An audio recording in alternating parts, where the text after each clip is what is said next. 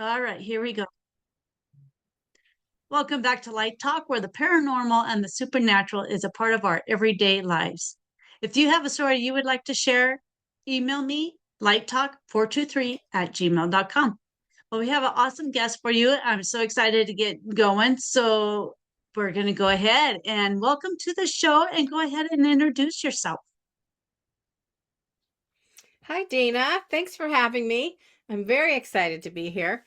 So, I am an intuitive life coach and a wise woman. That's what I call myself. And I work with women over 50 who feel like they've lost their sparkle, or they wish they had a more optimistic outlook on life, or they just want to connect with their intuition and inner magic and trust themselves. All of those things are kind of rolled together.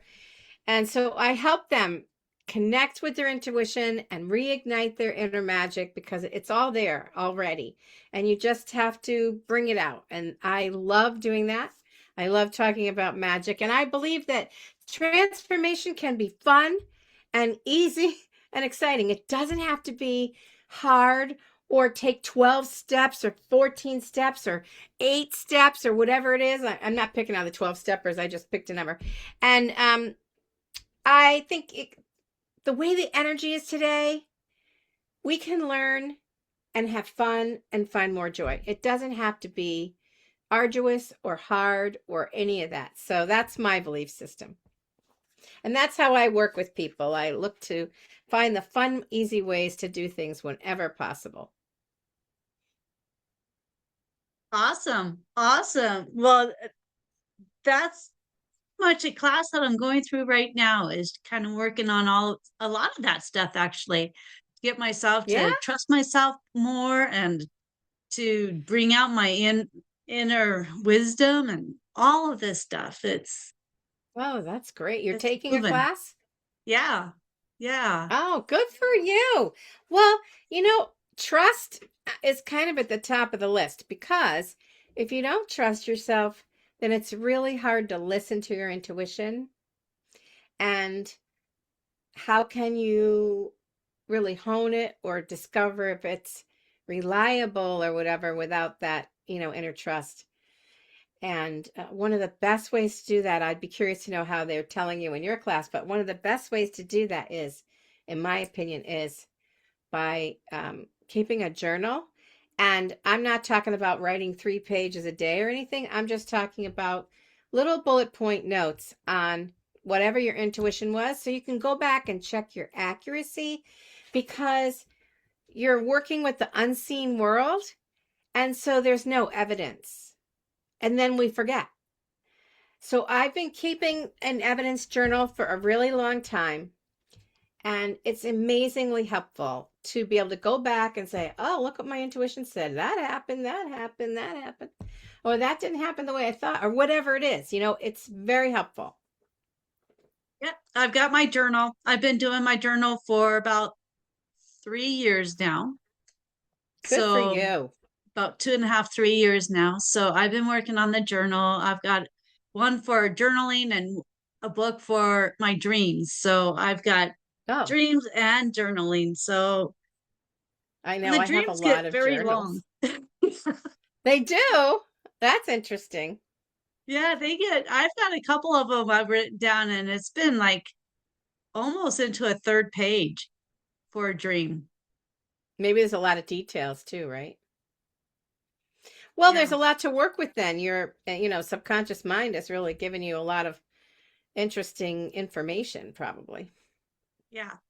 Yeah. Now it's learning to understand what the information is coming through. So I'm working on that too. I've got that Yeah. moving, and yeah, Excellent. it's all coming along. You're a medium, and Mm, not you, really. no, no, I okay. I have done some mediumship, but I don't ever call myself a medium. I've also done animal communication, but I don't call myself an animal communicator. I do intuitive work. I guess some people would say I'm psychic, but I don't do predictive work. So I have talked to dead people and loved ones of people who have, passed away, but I don't really call myself a medium, because I can't guarantee anything. I don't know if I'm going to get it or not, if they're going to come or show up or, and I don't enjoy the evidence piece. I'm happy to give messages. So it depends on who the client is. Like if people wanted that real kind of evidential mediumship, I would not be a good choice. So just being Weird, honest. Yeah, no, it's great being honest. It's really nice to hear people being honest about who they are. It's Mm, you hear so many people that say one thing and do another, and it's very yeah. tough. So I love it when people are honest and that they say what it is, I do this Yes. or I Yes. don't do this, Yeah. and yeah, so I love that. And yeah. So what kind of conversations have you had with the dead? Oh, okay. So maybe the confusion is from um, I talk about inner conversations, Okay. and maybe that's where. So I talk about conversations on the inner plane, and I want to write this book, and I've written parts of it, but I haven't finished it. You know how that is with book writing, probably. But so I talk a lot about inner conversations. So you can have an inner conversation with somebody who's passed away, that's still in your mind, right? Okay. But I've talked to the honeysuckle in my garden, or my string beans, or my basil plants. I've talked to the zinnias and dahlias. I haven't talked to every plant. I never talked to the tomato plants, maybe this year. So I've talked to animals. I've talked to the fire and the wind and the water. I haven't done the earth yet. So I've had a lot of inner conversations, and I've also talked to people who are still living, because sometimes it's easier to have a difficult conversation on an inner plane. You're talking soul to soul versus, direct conversation live and in person or on the phone or whatever. So I've had a lot of kinds of inner conversations, but I can't say there's any one thing we talk about, like, especially with people who have passed on. Generally, what I find, the people who come to me just really want to reassure their loved ones that they're okay. I think that's one of the biggest messages. I love you and I'm okay. Stop worrying. Because a lot of people are very worried about what's happening on the other side. And so that's really one of the first messages that comes through usually. Awesome. Awesome. It's great to know everyone's good over there. I know on my personal level, I have a whole different viewpoint of death now. It's not death. It's just moving to a different place. It's really a whole different story now for me. Whole different story. Yeah. Good for you. Yeah. And when you're talking with your plants, how is it that they relate their messages to you? How does that come Mm, through for you? okay. So I believe that, everything is consciousness. Now, I can't tell you I've talked to rocks, like inert things. I haven't, but plants definitely have a consciousness. It's amazing. And you can think of it even if just from the electrical impulses, like they have those machines now that translate the electrical impulses into music. I don't know if you've heard that, but you can find it on YouTube. It's pretty amazing. So anyway, let me tell you my string bean plant story. So we had we have a garden every year, and we had string beans in the string bean box. We should probably rotate our crops, but anyway. So it was a year where the plants were going wild and they were really growing, but there were no flowers. And so no flowers means no string beans. So Mhm. I thought, oh, that's really weird. I wonder if I could figure out why they don't have flowers, because that's odd. So I just went up to them and I said, I want to communicate with you. I want to know if there's anything you need. I see there are no flowers. Can you tell me what's happening or what you need? And I heard fireplace ashes. So I'm like, okay. So we could have a fire and get ashes. So I went to the internet and I'm like, what do ashes do in the garden? And it said, if you put too much fertilizer in, there's too much nitrogen. And so the ashes counteract too much nitrogen. So I put the ashes in, and then they started getting flowers, and then we got string beans. So that's one of the ways. Awesome. And yeah. Another really good story is my basil plants. So I buy my basil plants every year at Trader Joe's. I don't know what they do to them. They say they're organic, but they just grow like bushes. They just get humongous in my garden. I guess it's a happy place for basil, and not much better than any other place. So I buy them at Trader Joe's. So I bought two. And then, I don't know, we had a dry spell or a cold snap or something, and they looked a little peaked, you know? So I thought, I'm going to buy another one. So then I had a third one. So they're all next to each other, and I didn't know what to do. Should I pick off the bad leaves? So I did some of that, and I wasn't sure what to do, but, and I don't know if I asked them or if they didn't talk to me, but what happened next was, at the end of the season, they were humongous. All three. It was like, what was I going to do with all that basil? It was ridiculous. And this is what I heard them say. They said, "You didn't believe in us. You thought we were peaking and we weren't going to make it, but we fooled you. And you have to believe in us." And I'm like, okay, next year I won't do that. I will believe in you, and I'll know that you'll make it. It was really, to me, it was just totally cracked me up. And then the arugula, I was asking the arugula, I felt like it needed to be trimmed back, but I didn't know where to cut it. And so the arugula said, just cut whatever comes into your mind, because we're going to tell you. Okay. So that's why it requires a lot of trust, because you can't prove anything. And nobody else is hearing what you're hearing usually, right? Right. Yeah. Have you ever had a conversation with any of your plants about animals eating your plants? Wow, that's really an interesting question. We had somebody said we had, this is gross, rats, because we live up against a wild space, Mm-hmm. and that's where the garden is, all the way at the back of the yard next to the wild open space. And I don't think it was rats. I think it was chipmunks or moles or something, But anyway, so I tried talking to the rats, because I have had some luck talking to animals, and I'll tell you another story about that in a second. But I got to say, the rats were not very nice, and they did not want to cooperate, and they weren't interested.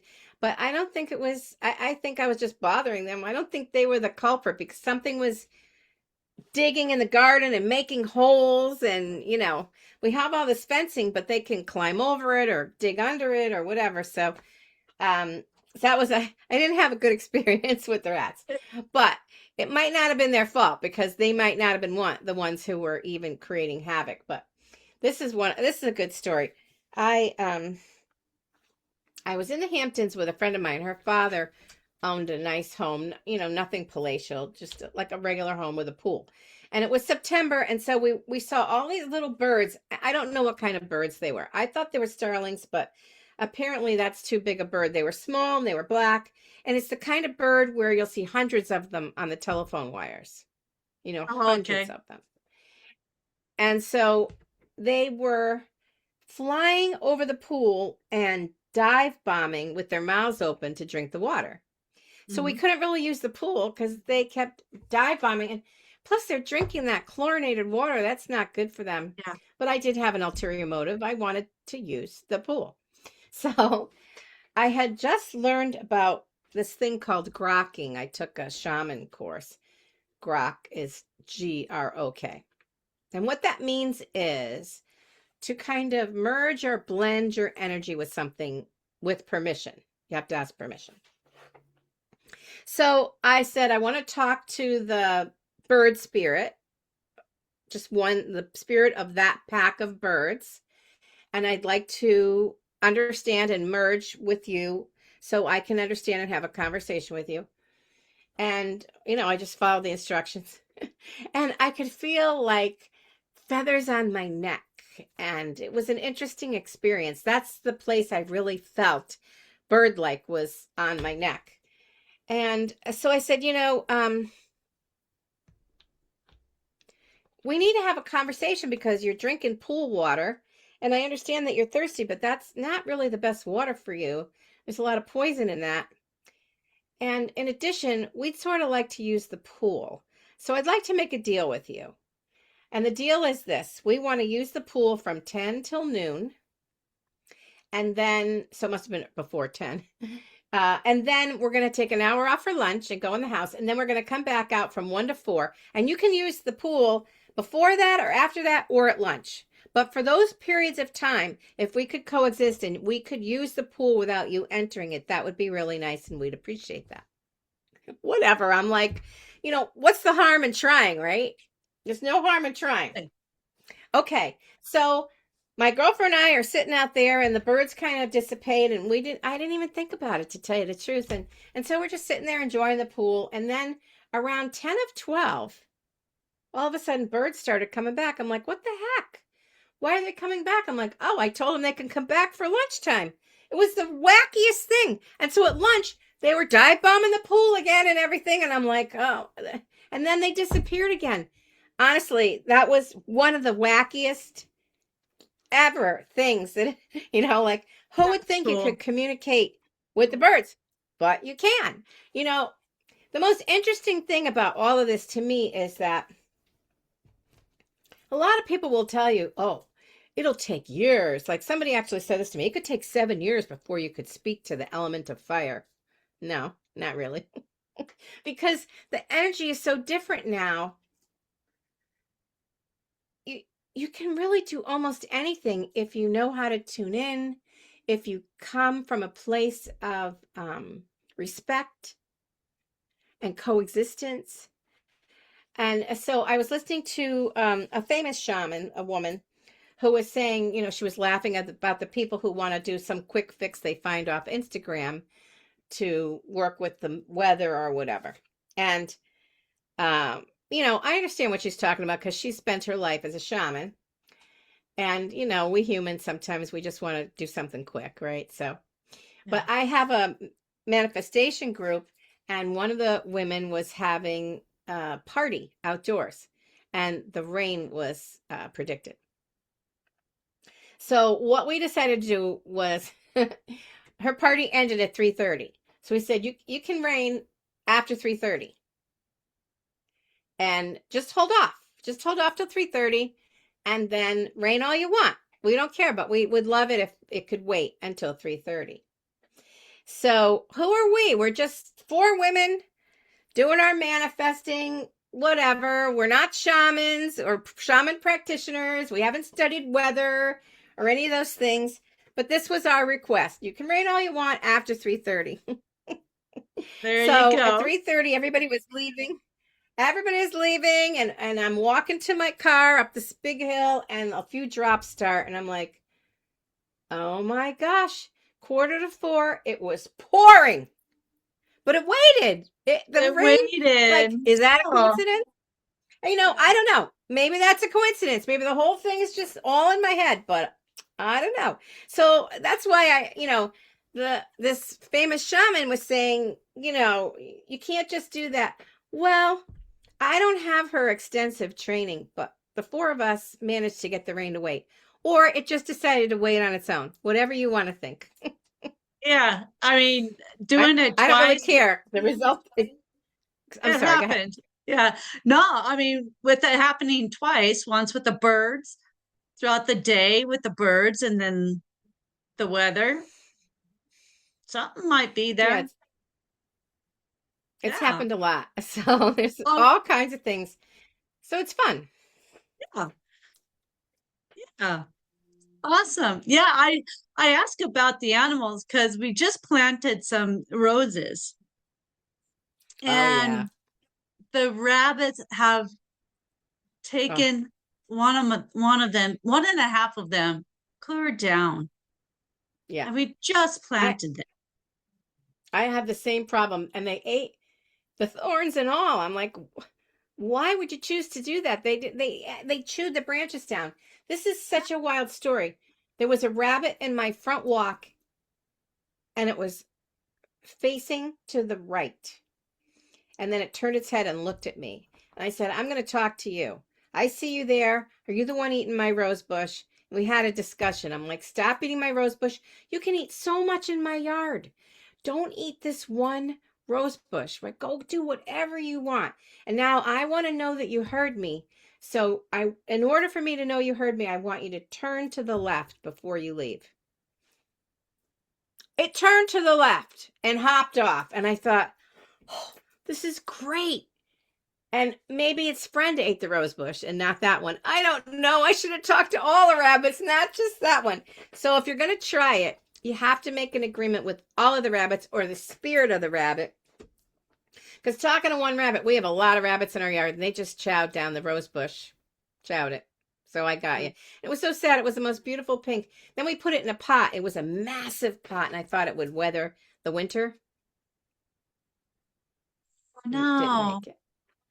So I don't know if I want to buy another one because they're just going to chow it down again. But you could try it, you know. But I would encourage you, if you're going to do it, to talk to all the rabbits in your yard, not just one like I did. And I didn't. All That's its one of friends my ate failed it. stories.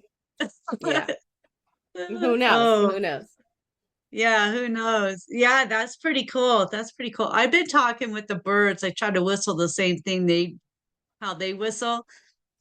And it's kind of cool because we kind of do an echo thing back and forth. But I haven't tried, That's fun. yeah, I haven't tried like talking in spirit wise like that. So I'll have to try that. Talk to these rabbits and see. Come on, guys. Well, look up how to grok. Grok. Look that up. Okay. Because it'll tell you how to blend yourself and how to get back out. And then Okay. you'll have a better idea of what could work, you know? And just, Okay. play with it and have fun and see what you get when you talk Yeah, to the why animals. not? What the heck, right? Right. I mean, there's no point in just not doing it. Why not try? Have fun, right? Right. Yeah. Right. Agree. Yeah. Yeah, that's awesome. That's awesome. So how many different animals have you talked to? And plants I, I that you can't know. I really, mean, just a bunch I of them. never kept track. Yeah. I mean, it's, whenever I've needed to communicate, I've done it. So here's a good story. So 2 weekends ago, I was in a reading circle when there were 5 of us. And so everybody was going to get a reading, and we were all working on one person at a time. So we went around in this circle, and one woman was a healer, and she'd been working on a horse, and she was having trouble with the horse. And so, we were all trying to help with what does the horse need or what's going on with the horse or whatever. So all of a sudden, I hear the horse talking to me, and I'm like, wait a minute. Am I making this up? This is the wackiest thing. Am I making this up? Like, who am I asking that to? Okay, so the next thing I see, because I use all the clairs, knowing, feeling, seeing, hearing. So the next thing I see a horse, and he's taking his front hoof and scraping the ground, the front right hoof going, no, this is me. You're not making it up. I was like, what? I was just cracking up. I'm like, okay. Because I didn't think I was going to talk to the horse. I was just trying to tune into whatever I could get. And apparently I was the one the horse thought he could talk to, which he did. And he told me that he's unhappy in the barn and the situation needs to be changed. And there was some kind of discord with the other horses. That's all I got. Oh. So I told the woman, and she said, oh my gosh, that's so accurate, which I was flipped out. I had no idea I was going to be accurate. Talking to a horse, it's like, I don't have a lot of horse talk experience, But anyway, she said that the horse had been buddies with the female horse that was there. And there was just the 2 of them, and they palled around, and they were in the barn together, and everything was rosy. And then they brought another male in, and she switched and started hanging out with the other one. And then the stalls, yeah, sad. So he was sad and he felt left out. And they have, first of all, horses are very, very psychic and intuitive, and they have they do telepathy, they really talk to you. Apparently, like, I didn't know this, but other people have told me about horses. I just never had that experience. So anyway, in the barn, it's him and the new male horse and the female, and is like, you got it, so it's interfering. His emotional distress is interfering with his healing. I don't even know what was wrong with the horse, but she said, oh, this is fantastic, I'm going to tell the owner we got to move this around. But like, okay, great. So yeah, I haven't made a list of all the animals or plants I've talked to, but I just keep doing it when I need to, or when I have an idea, or when something comes up, or when they want to talk to me, I guess. Because I That's didn't know I was awesome. going to talk to him, but Yeah, that's that was awesome. very interesting. Yeah, Yeah, it was fun. I pass up two horses, one a horse, and the other one is like a pony. It's like those like real small horses that's about size of a large dog. I pass those up every day, and every time I pass by, I'm like, so I know they're hearing me. I just haven't stopped. I want to stop with them and just actually Yeah, sit down on the outside and just kind of chat with them and do this. yeah, But go I feel for it. like I need to get some okay with the owners so they're not like, what is she doing with the animals, you know? But Oh, yeah, I'm they're sure that yeah. fun. So it's pretty cool to watch them. I love it. I love horses. I haven't been Yeah, around them a whole they're lot, but I love beautiful. them. Yes, absolutely. Yeah, they're really beautiful. Absolutely. Have you done any like therapy with the with horses and the humans No, and connecting like no. that? I know people who do that, equine therapy, but I've never done it. Okay. I don't have any experience with that. That's cool. That's cool. So I have note that you work with the Akashic records. Yeah. Yeah. So you've been Yep. there, have all that. Well, um, one of the ways I really strengthened working with my intuition was I took a past life class for a full year, and it was the same six women and a teacher. So it was just 3 months at a time, but it turned into a year. And that was an incredible experience because when you work with a group, it amplifies the energy dramatically. And I think that's why the horse could talk to me, because it was four of us or five of us tuning in at the same time. Okay. So it makes the um, connection stronger. So in that past life class, we just looked at past lives to see what's going on in our life now and what past life is influencing us, depending on whatever the situation is. So we did that for a full year with the same women. So we got to really know each other. We got to really mesh spiritually and intuitively and whatever. And it was a great way to have confirmation, because we would all work in the same way as the reading circle. We would all focus on one person and their question at a time. And that way you got similar messages. They would come through differently, and the symbolism sometimes or whatever would be different, but often it was very confirming because people got really similar messages. Mm. So then when COVID, and that was many, many years ago, when COVID came around, uh, everybody was taking classes, right? So I thought, what is this Akashic record thing? I know Edgar Casey talked about that, but let's just see if that's what I'm doing. Because I thought it's probably what I'm doing, but let's just see. So I read several books and I took a couple classes. And what I decided was that, yes, I was doing that all along. However, like, let's take Linda Howe as an example. She might have written the most detailed first book on how to access the Akashic records.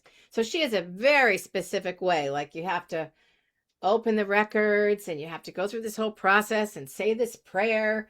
And then at the end, you have to close the records and say another prayer. And that works for some people. I don't find it necessary at all. But, if you're religious, you like prayers. And so you want to say prayers and you're comfortable with prayers.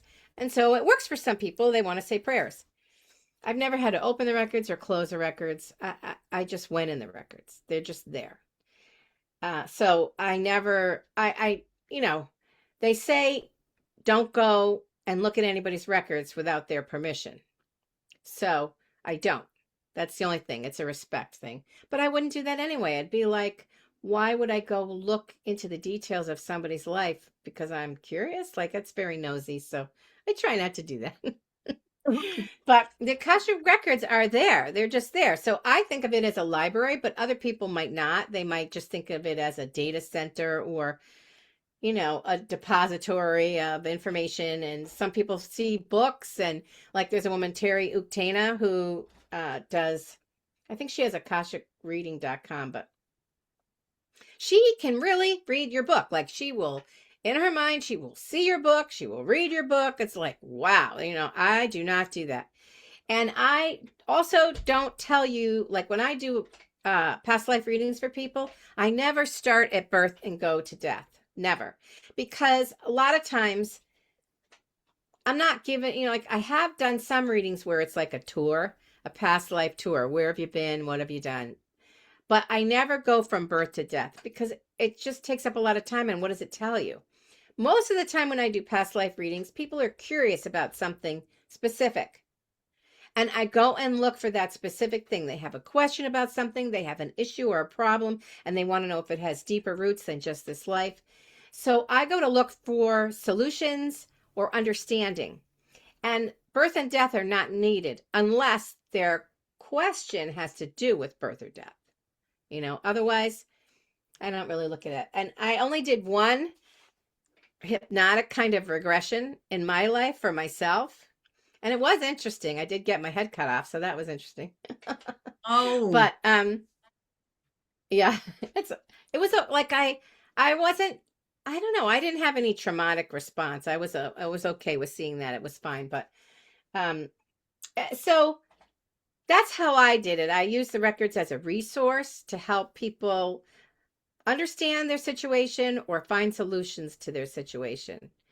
Either one of those. And that's how I do the work. And so for me, it's like a library, and I go in and it's visual, it's audio, I can talk to their guides and the records and stuff. So I'm kind of a free flowing person. And most of the people who do Akashic records have a very set procedure. Some people use a pendulum and some charts. Everybody's got a different thing. They probably all work. you're right. So that's just, yeah, it's just not how I don't do it that way. So, and yeah, so I love past life stuff. I have so many. These are some of my favorite stories. Did you want to hear a couple? Yeah. Yeah. So I used to work at psychic fairs so many years ago. And it was before I really did a lot with intuition, but I felt very comfortable with the past lives because I had done that class for a year. So my girlfriend was running the psychic fairs. So I did past life readings. So anyway, one time there was a local newspaper guy, journalist, and he wanted a reading, and no one would give him a reading. Nobody wanted to be judged. So my friend came over and she said, please, please do this for me, please. So I was like, okay.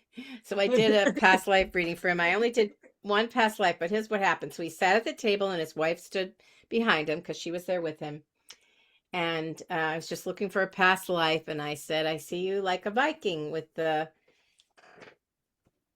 helmet and the fur and the sword and the whatever, like the typical way we see the Vikings. They said that they didn't wear those, helmets with the horns, but it's all symbolic anyway when you're seeing that stuff. So I went on about what I saw, and then his wife just starts laughing, and I'm like, why are you laughing? Because that's making me a little uncomfortable. And she said, Yeah. every year for Halloween, every single year, he dresses up like a Viking. And No. I just totally cracked up. That was just one of the funniest stories ever. So he was really relating, his Halloween costume was relating to a past life, right? Past life. And it wasn't near Halloween, so it's not like I was just picking up on Halloween because it had nothing to do with Halloween. So one of the most amazing, I have two more really amazing stories. the people who were coming for a reading, they would come and give me a slip of paper with their name on it, and that's how we knew they had paid and everything. So I saw this woman had a Japanese last name, and she was young. She was 24 or 25. I'm not 100% sure, but she looked young. So Yeah. anyway, she wanted to know about her most recent incarnation besides this life. What was the most recent one?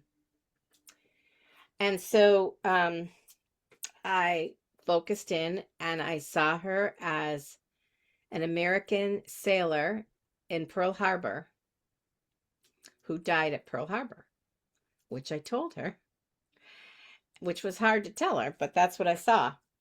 And so Mhm. she said, well, why am I so afraid of loud noises like fireworks or whatever? I'm like, uh, they dropped bombs when you were there, in the port. So, and then she said, I'm terrified of drowning. I'm like, You're in the yes, water. because you probably died in the water and whatever. But what was amazing to me about this is to really think about what a brave soul it seemed to me, because after being killed by the Japanese in that life, that man came back as a Japanese person to understand their culture and, to Yes. learn about the Japanese people. I just was blown away by that. And I thought, that is so amazing to think. Plus he came back as a woman. They say we switch in and out of, men, women, whatever.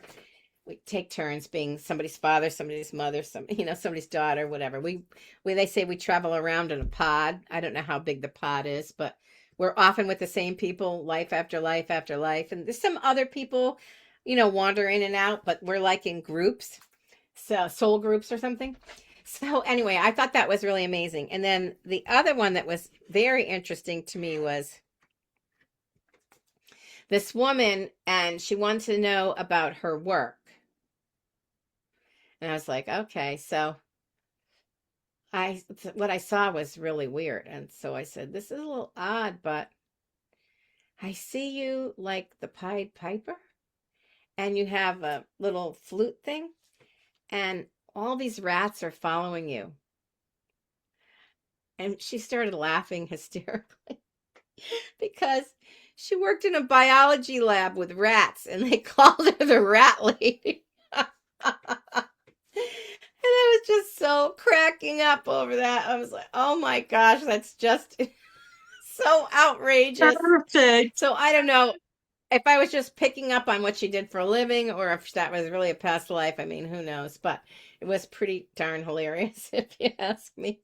So, and you just never know with people. So I had this woman, and she wanted to know about her past life.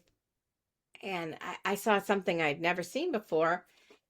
I don't know. I don't think she was Indian. She might have been Pakistani, but very similar part of the world close by. And so I saw her and someone who was her father. They were both males, so it was a father and a son. And it was in India, and they were tiger trainers. And they trained the tigers for the Maharaja, in the palace. Now, I don't know if any of that stuff went on. I'm just telling you what I saw, So, and Yeah. then I told her a whole bunch of other things. I told her a whole bunch of other things.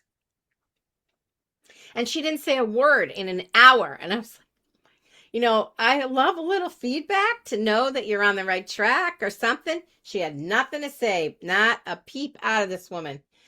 So finally at the end, I said, well, did I hit the mark with anything? Was anything of interest? She goes, oh, yeah, so much was really good, blah, blah. I'm like, meanwhile, I'm thinking, oh no, what if this, anyway. But then she said, but I will tell you this. Whenever anybody says, what animal would you be? I always pick a tiger. I thought that was really interesting. Yeah. Yeah. Well, she worked with them. She was very close with them. Yeah. Yeah. Interesting. Yeah. Very interesting. Hmm. Wow. Wow. Ooh.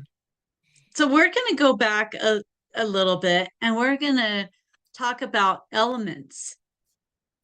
So you were talking about how you speak to fire, air.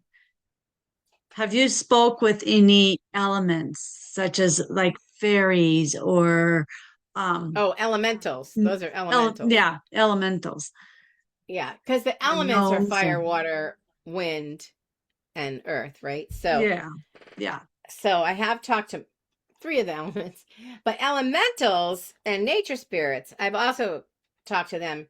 And for a while, I read a whole bunch of books about people who would see Pan, who was like the top of the food chain of elementals, like the king of the elementals, nature spirits. Uh, Pan, the guy who's like half goat, and he's got those pan flute things and everything. So Hmm. I thought, well, maybe I could talk to Pan. And I don't know why, but I can't find anything I wrote about that. But I know I spent time talking to him. And Oh then wow. one day I thought, I'm ready. I'm ready to see what's in my backyard because I knew that there were a lot of fairies and elementals and everything back there, but I hadn't seen very much. I had seen when I first moved in and I started to try to plant some flowers in the front yard. One day I saw a little footprint, one 3-inch little boot print, and it squished the grass down and it stayed down for a little while and then it lifted up and I was like, whoa. That was I was really shocked about that. But anyway, so one day I hadn't gone all the way down to my yard from my house. I was still a distance from the wild part in the back of the yard. That's not actually our land, but our land, abuts that. So I said, "Okay, I'm ready. Feel free to show yourselves." And so through all the tall grass and everything, they just started coming out. There were hundreds of them. But what I didn't understand was I thought they were all pretty. Like we see elves, little elves and fairies, and they're always like adorable. Well, Uh-huh. these things were not adorable. So I don't know. I think his name is Brian Froud, and he does a lot of drawings of elementals and he does them in brown, like sepia tones and stuff. And there's a lot of things that, and this is very judgmental of me, but I didn't realize what I'd be seeing. So I became afraid. And there were so many. There were so many. I was like, there were hundreds and hundreds in my yard. And so I just completely panicked and I said, no, I'm not ready. I'm sorry. I made a mistake. And so they all Yeah. went away and I haven't seen them since. So that was my bad. I just wasn't ready for that. But Yeah. I've never seen the Fae, and I don't know if I want to, the actual human-sized fairies. And I have heard though that they're here. They're not just in Ireland. They're all over the world. And they are here as well. Although they didn't have any big fights with humans like they did in Ireland, where they had the Tuatha De Danann, so supposedly lost to the humans, and now they're living under the ground, the fairy mounds. But Yeah. I did go to the Blarney Castle, and at the Blarney Castle, they have this little sign that says the Fairy Garden. And so there was like a little bench there, and I said to my husband, I have to sit here, please. So I just give me 3 minutes. So anyway, I sat down, and the minute I sat down, I said, I'd love to see the fairies, and my eyes were closed, but I could feel them fluttering in front of my eyes. I could feel them on my face, and there all these little fairies. And I was like, oh my gosh, it was so amazing. Okay. So recently I was looking at Instagram and there was a woman using divining rods. I don't know if you've ever seen that. They're like L-shaped rods and you hold them. You don't actually touch the rods. They're in like a metal straw. So you're not influencing the rods because you're not touching them. And they swing free. So So, they're dowsing and rods? she was dowsing rods. So she Okay. was talking to the fairies And she said, "Are fairies real?" Yes. "Are fairies human size?" Yes. "Are fairies little with those little wings?" No. And I thought, that is not right. I've seen little fairies. I've felt little fairies. And then it occurred to me, they're not called fairies. Like, I just call them all fairies, and a lot of humans call them all fairies. They're not all Yeah. fairies. So the little ones are more like sprites or a pixie or something. They have a different name. So she was asking if the little ones were fairies, and it said no, but they're still part of the elementals, and there are little fairies, but they're not fae, F-A-E. They really have other names. There's a whole bunch of little ones like brownies, and there's a whole bunch of these little beings. I don't know. So, and people have mixed reviews about what they're like. But she particularly asked about Tinkerbell. So I guess Tinkerbell could be like a pixie or a sprite. I'm not Yeah. 100% sure which one, or both. I don't really know if that's the same thing even. But Yeah. Yeah. so, and then one day I was in the garden and I was just feeling really grateful. And I love to grow zinnias. They seem like very happy flowers to me, and they're strong and hardy. And they grew really tall. They grow 5 feet tall in my yard. They're really in my garden. They love it there. So they grow really big. I like to buy the tall ones. And so I was just being grateful. So I was just in there thanking for all the beautiful produce and the beautiful lush greenery, and for, everything that they did. And I was just so happy and excited and grateful, and telling them my heart was full. And so then I opened my eyes, and my eyes had been closed. And in the zinnia patch, there are these tiny little orange moths. They're like half-inch big. And two came and sat on my arm. And then they did a little dance, and they were synchronized. Two of them did the same exact pattern on my arm right after I went through all that grateful stuff. And I think they were just showing me, we heard you, That was the craziest Wow. thing I ever saw. Like, I'm sure people go, yeah, okay, honey. But I really saw that. And the idea that they did the same. And first of all, they've never landed on me. Never. And Yeah. then to think that the same little movements, I was like, who choreographed here? Like, it was, and then they flew away. And I was like, oh my gosh, that was really something. Yeah. There's a We've lot had, going on out there if you're open to it. right. We were Go ahead. sitting in our front yard one evening, and for about, oh my goodness, a month. And every night we get this fire, or not firefly. You don't have those. Dragonflies. A dragonfly would be circling around our yard, but not going outside our property line. It'd go clear up to the line, and then it'd turn back and go around. And then another one would come in, and two of them would be flying around only on our property. Wow. And then a Did you third look it one, up? um, I can't remember if I did or not. I think I did at one point, but I forget what it said.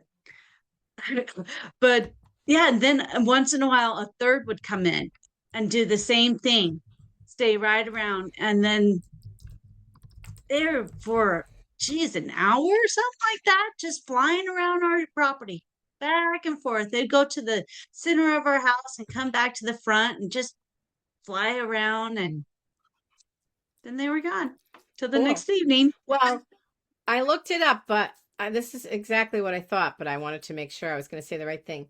So it says profound transformation, adaptability, self-realization, shedding of negativity, embracing change, personal growth, joy, light, connection to the spirit realm. There you go. There How you lovely. go. That's perfect. That's Very awesome. It was nice. beautiful. It's definitely beautiful. Nice. Thank you for doing that. Yeah. Oh, sure. Awesome. It's easy. Right on it. I know you're probably getting ready to short on time here, so I just wanted to kind of check with you, see how that's going. So I probably have another 5 to 7 minutes. Okay. Okay. So we have a So we little could bit go more ahead time. and just kind of close up here for the night, and then you Okay. can get ready for your appointment there. Mhm. And so, yeah, thank you so much for being with us. I mean, that's very interesting to me, speaking with the elements, elementals, and plants, and just all of this stuff is really cool. I love it. I love it. It's something I'll probably start thinking more about now, and going in and talking with my new plants and seeing what's going on. So, how awesome. Yeah, I haven't done a lot with my house plants. You'd think I would. I have a lot of house plants. Um, I haven't had the same kind of luck with my house plants, but I have a Mm, lot of African violets, mm. and one of them looked really terrible. I was like, "What is going on with you?" And then I went over and looked, and it was sitting in water, like as if I had watered that one 3 times and the other ones just once. I don't understand it. But anyway, I had to take it all apart. But that wasn't an intuitive thing. It was like an obvious thing. Looking at the poor thing, it was not doing well. So I don't know why, but I haven't had as much connection with my house plants. Maybe I should work on that. There you go. You work on your house plant. I'll work on my gardens and Okay. see why those rabbits are eating my roses. And I yeah, know it's weird. I agree. But talk to all the rabbits. Like when you do it, make all sure the you rabbits. say, "I want to talk to the rabbit spirit, not one rabbit. I want to talk to the spirit of the rabbits in my yard." There you go. I will go do that when we're You done can do here. it, So I can do it. I'm on it. I'm going to go talk to him right now. I'm sure. I think that it's all a lot easier than people think. And one another thing, like I said, I started with journaling really helps, but I'll tell you, working with somebody else who's intuitive, if you do things together, like if you have a friend who's intuitive, get them to come over and talk to the rabbits together. Because if you get anything, maybe you'll both get something you can compare notes, and that can really help you feel more at ease. Like, oh, I really did get something if they get something similar. You know what I mean? It Yeah. helps you confirm your Uh-huh. connection. Yeah. Yeah, that's absolutely true. I love that, and love being able to get together with like-minded people too, and just chatting Me too. away and working Me with too. all the skills and everything. So it's great. Well, thank you again so much for being with us. That's a lot of information that I know I'm going to go work on, and I'm going to start working with speaking to things more. I know I can do it. You know, I know it's there, but I'm going to get better with it. Yeah, just practice. Just give yourself permission to try things out and see what happens. And if you don't get anything, don't feel bad. Just try again another time. And just let it be fun and easy. And I encourage people to try because I think there's a lot out there that you can do if you give it a shot. Yeah, I agree. I agree. Well, Well, thank you thank you so again. much, Jane. Thank Oh, you, Dana, yeah. very Thank much. you. Thank you so much. And if anyone else out there has a story you want to share, email me, All right. lighttalk423 Well, at gmail.com. And I will talk with everyone next and if time. Bye. Oh, go ahead. oh, I was going to say, and if people want to know more about me, they can go to intuitiveedge.biz. Yeah. And we'll put that in the notes below so Thanks. you can look that up. Okay, All good. right. All right. Very Thank you, good. Thanks everyone. again, Dana. Uh-huh. Bye. Bye.